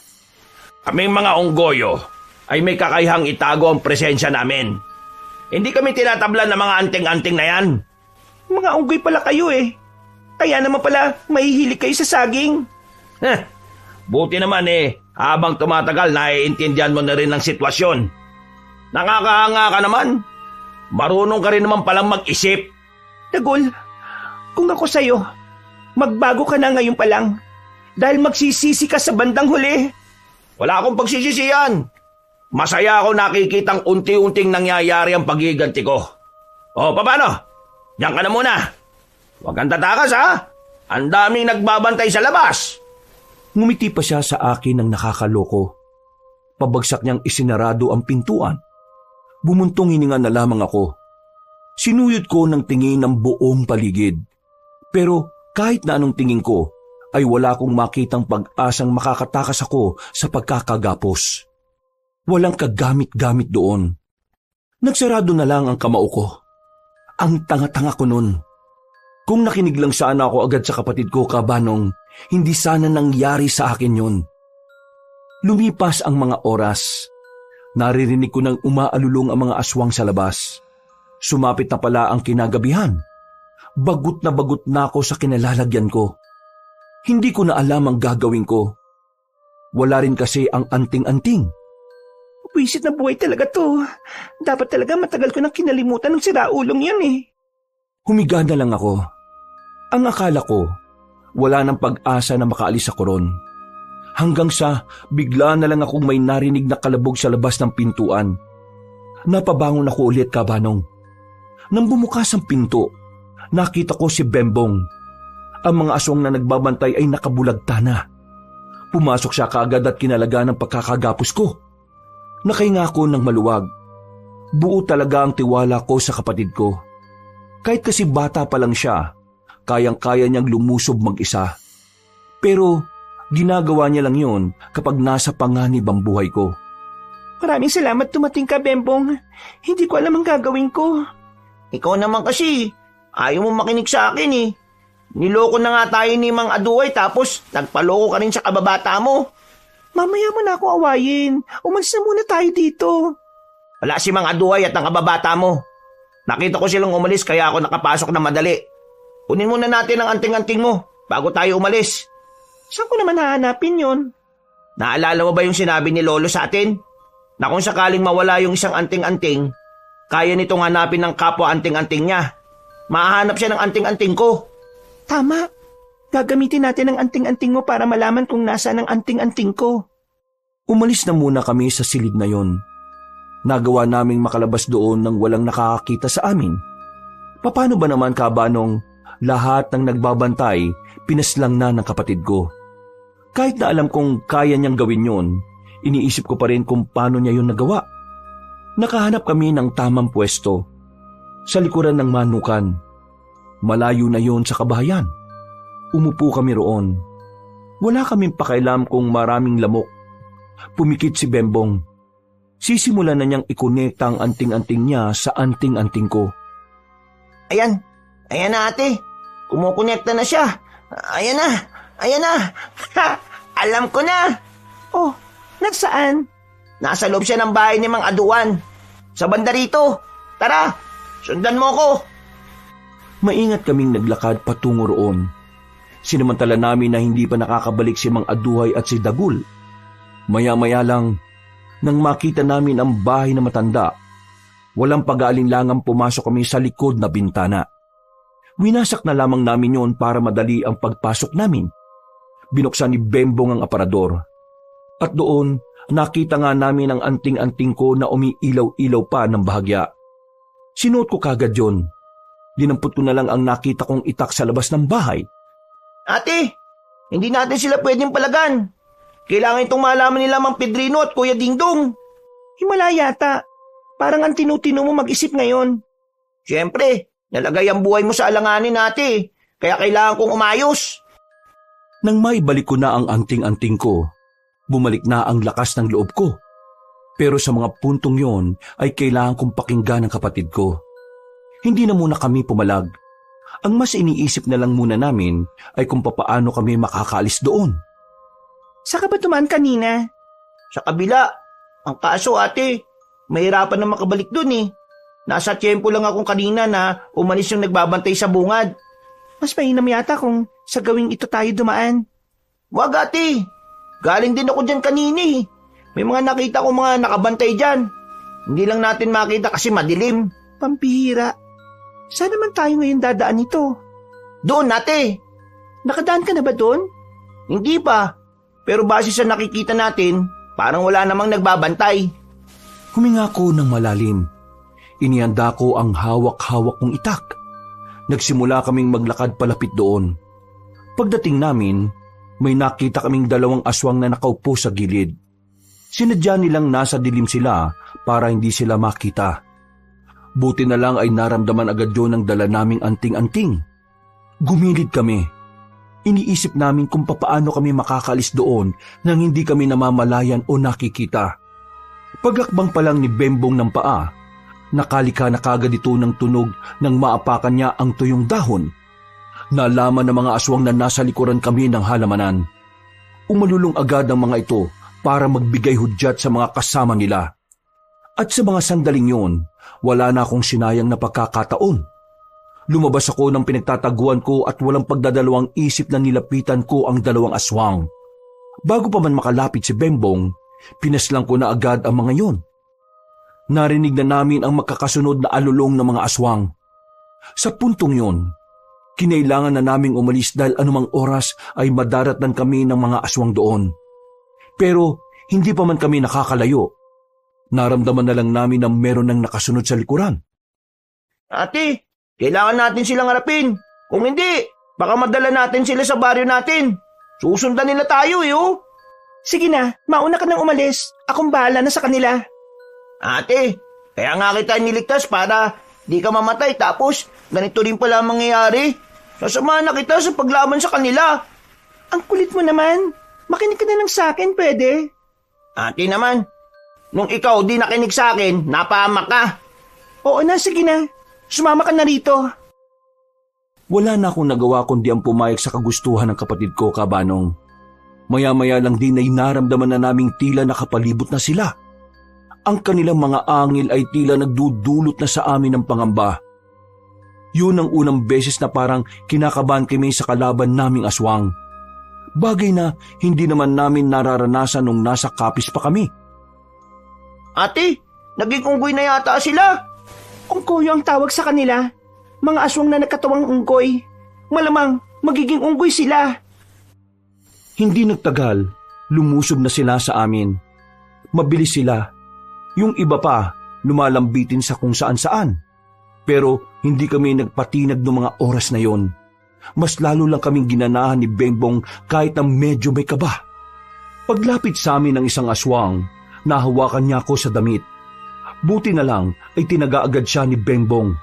Kung hindi, mahuhubaran ako. Paglingon ko naman sa gilid, may 2 aswang na nagtangkang lumapit kay Bembong. Wala akong sinayang na sandali. Ginamit ko ang kapangyarihan ng anting-anting. Nagawa kong salagin yun at napatay ko ang 2. Sa mga sumunod na sandali ay mas lalo silang naging mabilis. Pero dahil sa anting-anting ay hindi kami nadedihado sa laban. Pero kahit na nakakalamang kami, hindi kami naging kampante. Alam namin na anumang oras maaring magbago ang ihip ng hangin. Ayang kaya naman natin, ate. Hindi sila maubos. Kailangan na nating umabante. Sa ibang direksyon na lang tayo dumaan para hindi na natin sila madala sa baryo. Umabante na kami ng mga oras na yon. Pero habang umuusad kami, sumusunod din sila sa amin. Parang lalo silang nadadagdagan kapag may napapatay kami sa kanila. Habang tumatagal, unti-unti kong nakikita na kung magpapatuloy ang pagdami nila, mahihirapan na rin kami ng kapatid ko. Kaya naman, binilisan na lang namin ang takbo hanggang sa makarating na kami sa Tuyong Palayan. Mas tirik ang buwan sa parting yun. Kaya malaking tulong yun sa amin dahil makikita na namin kung saan nanggagaling ang mga aswang. Gamitin na kaya natin ang tunay na kapangyarihan ng anting-anting natin, ate? Wag! Ilalaan lang natin to sa pinuno nila. Aatake na sana kami sa mga aswang pero biglang dumating si Dagul. Pinagbababatukan niya ang mga kapwa niya aswang. Mga inutil kayo! Ang daming pabarating na kalaban! Ito ang inuunan nyo! Lumayas kayo! Abangan nyo yung mga kalaban at ako nang bahala rito! Paparating na mga manunugis. Wala na kayo magagawa. Nasabi ko na nga ba tama ang hinala ko Aswang ka kasi, pangit ka. Hoy, bubwit! Akala mo hindi ako napatol sa bata? Yari ka sa akin ngayon. Masyado kang madaldal, ha? Hindi naman ako natatakot sa'yo Ikaw ang dapat matakot sa akin. Hindi ka ba napapaisip? Niligtas ko lang mag-isa ang ate ko. Doon pa lang dapat matakot ka na Hoy, utong lupa.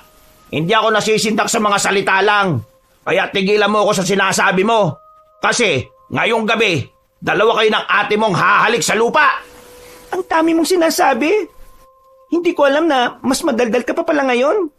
Samantalang nung bata pa tayo hindi ka man lang makapagsalita kapag may kaaway ka. Nako, babalik na naman tayo sa nakaraan. Ang mabuti pa simulan na natin to. Gigil na ako sa batang yan Mukha naman siyang pa Kung ako mukhang pa, ikaw mukhang alipunga. Nagulat na lang ako nang biglang tumalo ng mataas si Bembong. Agad itong nakalapit kay Dagul. Kitang-kita ko rin na inis na ang kapatid ko sa kababata ko. Kaya naman, hindi na rin ako nagsayang ng oras. Sinabayan ko si Bembong sa pag-atake. At kahit na dalawa kami, nagagawa pa rin makailag ni Dagul. Hindi kayo makakaisa! Anong hindi? Bembong, bilis! Nanlalaki ang mga mata ni Dagul nang makitang nasa gilid na niya si Bembong. Sinubukan niyang makailag sa pagtaga na ginawa ni Bembong pero naroon naman ako sa kabila. Hinataw ko kagad siya ng itak. Agad na tumagas ang dugo sa tagiliran niya. Si Bembong naman muling lumapit. Tinaga naman niya sa hita si Dagul para kahit na papaano mapabagal namin ang kilos niya. Umatras siya ng kaunti. Bigla siyang hiningal dahil sa ginawa namin. Aatake na sana ulit kami nang bigla siyang tumalon ng mataas. Ginamit ko ang anting-anting. Sinalubong ko siya sa ere. Tinamaan ko siya ng itak sa bandang kilikili. Kung hindi mo nailagan, malamang patay ka na. Alam mo ba kung anong totoo? Pinagsasasabi mo. Noong mga bata pa tayo, hindi naman talaga kita tinuring na kaibigan Kaya lang naman kita sinasamahan. Kasi marami kang pagkain palagi. Nakakalibre ako ng kain. Wala kasing pagkain sa bahay namin minsan Kapag hindi nagpapasahod ang lolo mo. Hindi totoo yan. Alam ko na talagang tinuring mo akong kaibigan noon. Hindi ka ba kakapagsinungaling sa akin, Dagul? Ha? Nagsisinungaling? Bakit naman ako magsisinungaling, Araya? Ito ang totoo. Walang kahit anong espesyal sa'yo. Kaya kahit na kailan, hindi kita nakitang bilang kaibigan. Ginamit lang naman kita para sa pansarili kong interes. Kasi noon pa man, alam kong malabong maging magkaibigan ng isang dukha at ang isang mayaman na kagaya mo. Walang alaga sa akin ang lahat ng alaala na meron tayong dalawa. Kung hindi ka lang kita kailangan paslangin hindi na kita maaalala Huwag kang makinig sa kanya, ate. Sinisira lang niya yung kaisipan mo para mawala ang atensyon mo sa laban. Huwag kang mag-alala, Bembong. Hindi ako naapektuhan. Kahit na ang totoo, ay nasaktan ako sa mga sinabi ni Dagul Kabanong. Pinilit ko na lamang na maging manhid. Pumorma na ako at muling humarap sa kababata ko. Maigpit ang hawak ko sa itak. Ako na mismo ang nagpatuloy ng laban. Magkakasunod na hagupit ng itak ang ginawa ko. Kahit na may tama na si Dagul, ay nagagawa pa rin niyang makaiwas. Maya-maya pa, nagkaroon ako ng isang pagkakamali. Nakakuha siya ng pagkakataon para makatama sa akin. Tumalsik ako sa lakas ng suntok niya. Mabilis namang rumisponde ang kapatid ko para tulungan ako. Yan kasi, sabi mo di ka apektado, pero para ka namang wala sa sarili yung matake. Ano? Masakit pa? Nagsisimula pa lang ako. Umanda ka. Sinaktan mo ang ate ko, ha? Bembong, huwag ka masyadong magpapadalos-dalos. Huwag ka mag-alala, ate. Ako nang bahala sa isang to. Ang kulit mo talaga. Ikaw, isang bubit. Lalaban sa pusa. Kung pusa ka, ako naman, leon. Ababa!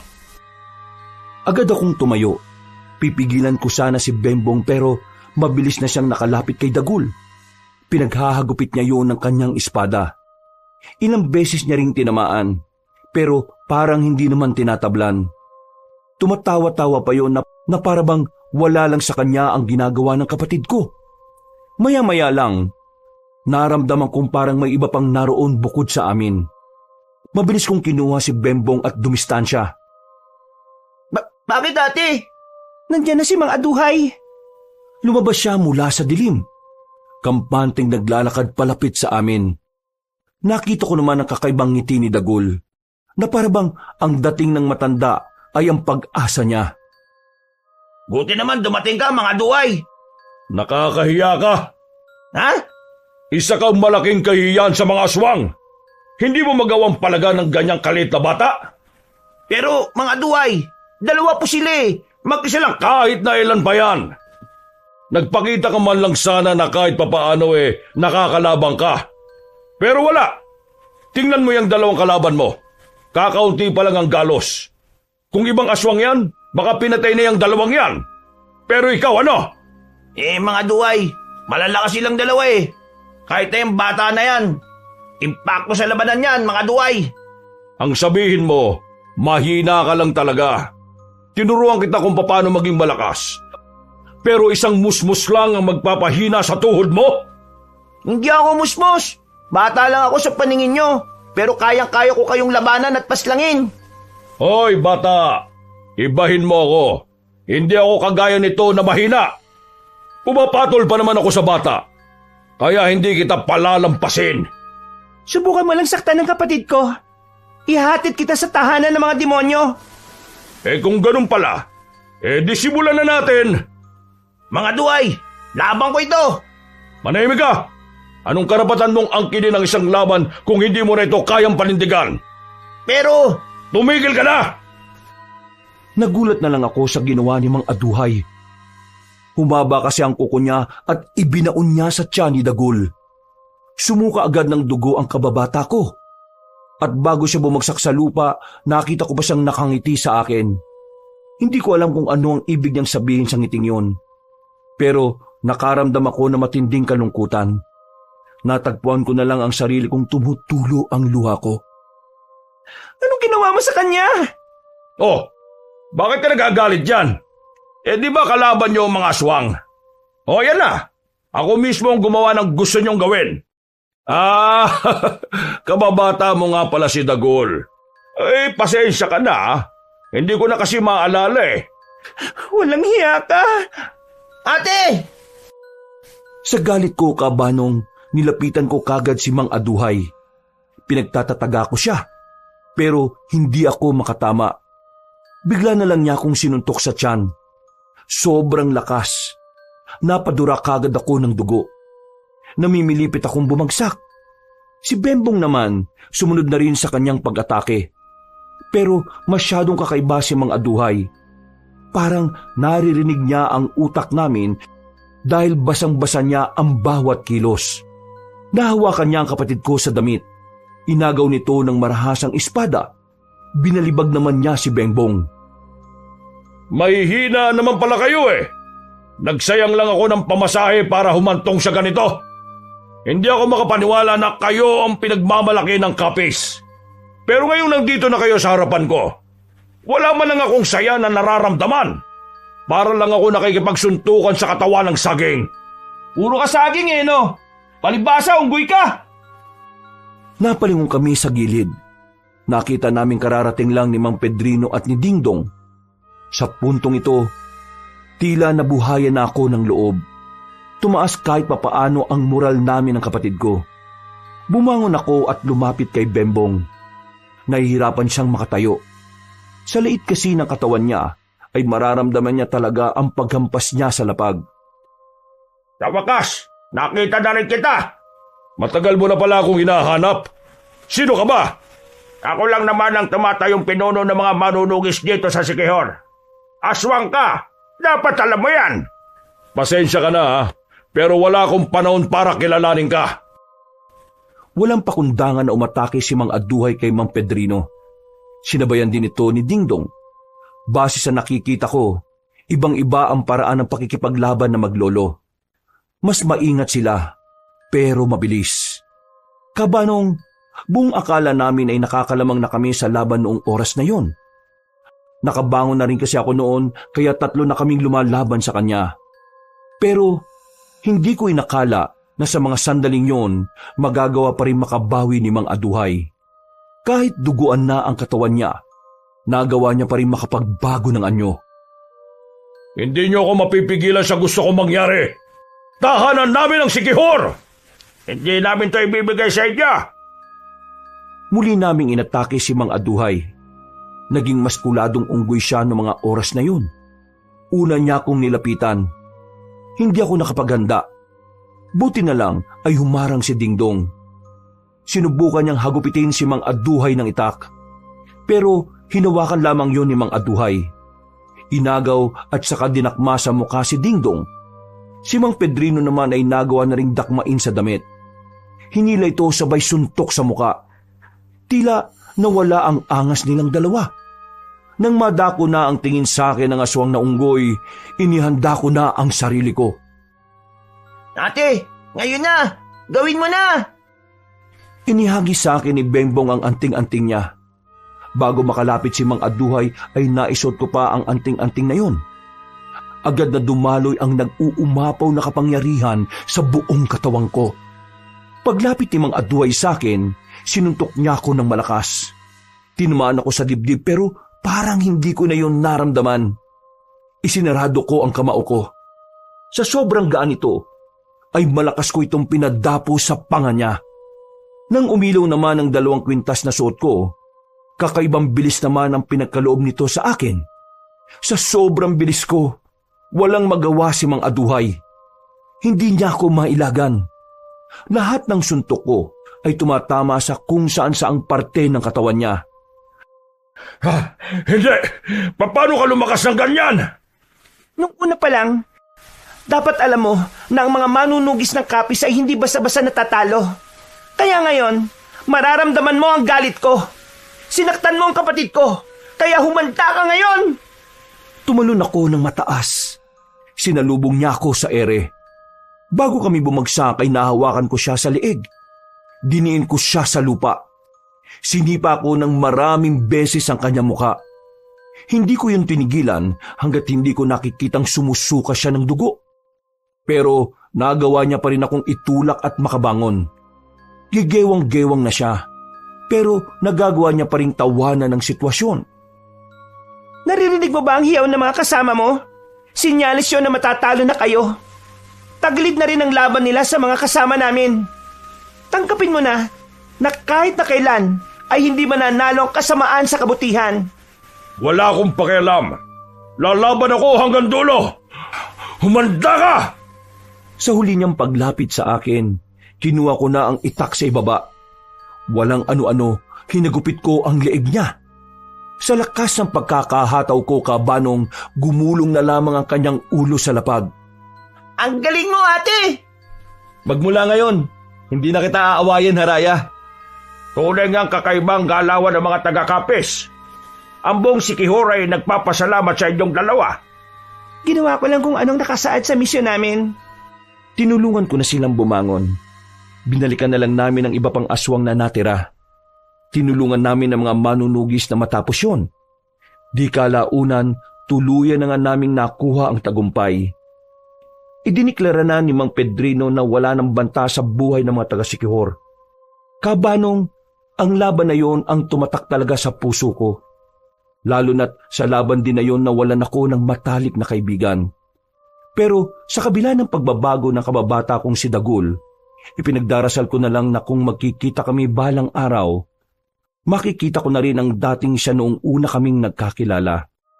Kinabukasan ay nakauwi na rin kami ng kapatid ko sa bahay. Inabutan namin si Aling Pina na nagwawali sa bakuran namin dahil sa mga tuyong dahon. Diyos ko, ano ba nangyari sa inyo? At bakit may mga benta kayo sa katawan? Galing lang po sa gubat. Sinubukan namin mangaso pero delikado pala kasi madulas sa gubat kaya ayan. Masakit po ang likod ko, Aling Pina. Pwede po ba akong makahingi ng masarap na puto? Puto pala ang gusto mo? Aba, sige. Magpapaluto ko ngayon. Uy. Narinig ko, may puto. Pengi ako. Hindi mo narinig. Ang sabi ko, magpapaluto pa lang ako. Ay, kala ko naman nandito na.